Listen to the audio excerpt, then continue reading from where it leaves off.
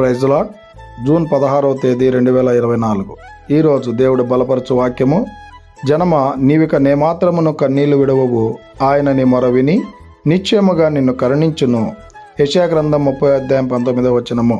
ప్రియమైనటువంటి దేవుని బిడ్డలారా, ఈ ఉదయకాల సమయంలో నువ్వు ఏ పరిస్థితుల్లో గుండా కన్నీరు విరుస్తున్నావో, నీకున్నటువంటి కష్టాన్ని బట్టి, నీకున్నటువంటి వేదనను బట్టి, నీకున్నటువంటి బాధను బట్టి, నీకున్నటువంటి ప్రతి సమస్యను బట్టి నువ్వు ఏ విధంగా కన్నీరు విరుస్తున్నావో, నీవిక ఏమాత్రమును కన్నీళ్లు విడవని చెప్పి దేవుని మాటలు సెలవిస్తూ ఉన్నాయి.